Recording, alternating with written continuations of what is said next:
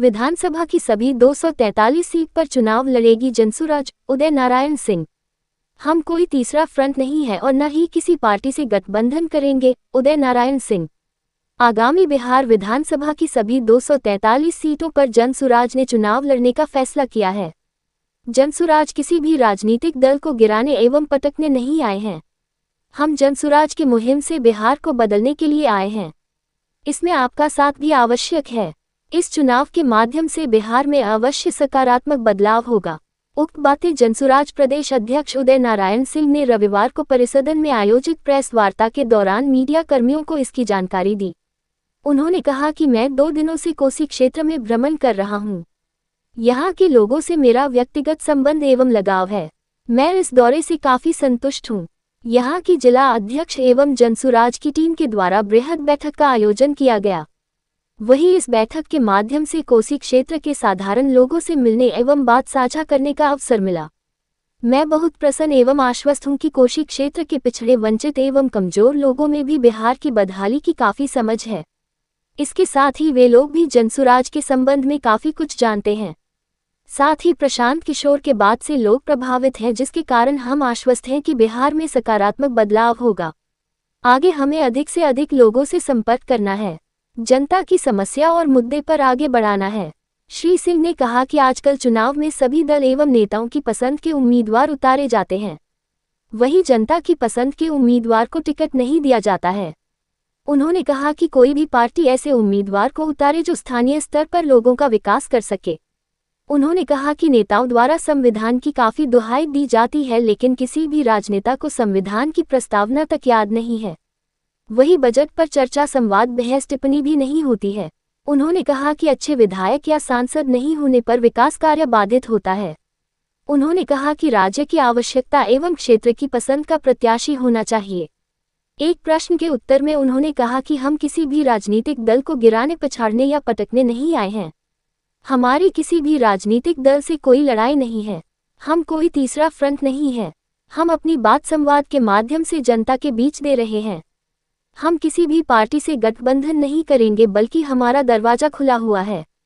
सही सोच, सही लोग एवं सामूहिक प्रयास के माध्यम से ऐसे आज किसी भी दल या नेता को शामिल नहीं करेंगे जो समाज का दुश्मन है।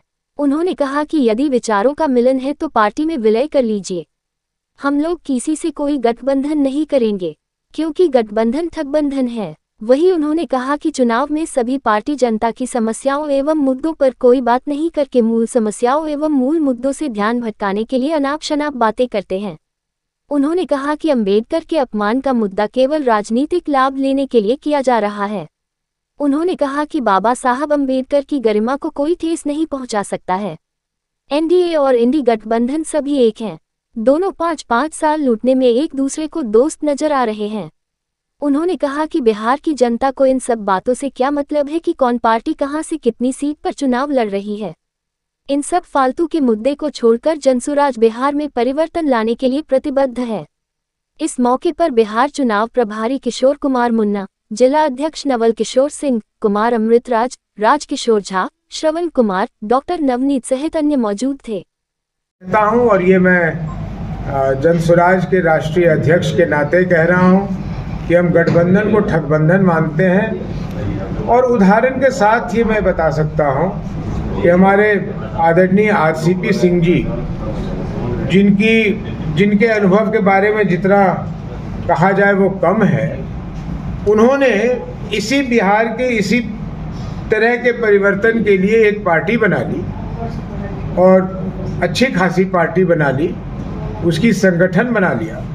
जब उनसे हम लोगों की वार्ता शुरू हुई और हम दोनों लोगों ने ये देखा कि साहब मकसद एक ही है कि बिहार को इस बदहाली से निकालना है, तो उन्होंने बड़ा दिल रखते हुए ये निर्णय किया कि फिर साहब हम अपनी वोटों को बांटें क्यों, फिर एक जगह ही चले आते हैं। और उन्होंने अपने पार्टी का विलय आज जनसुराज के साथ कर लिया।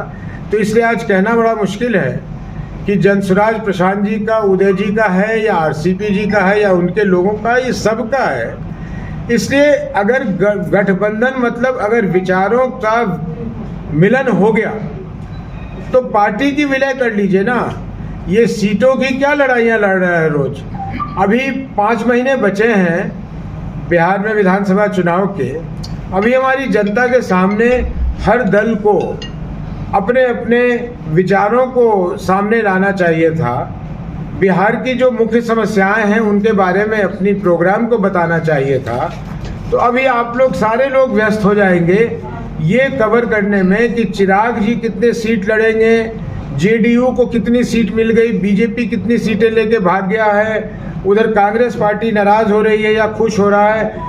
क्या फर्क पड़ रहा है बिहार की जनता को कि कौन कितनी सीटों पे लड़ रहा है। बिहार की जनता जिन समस्याओं से जूझ रही है वो जूझ रही है।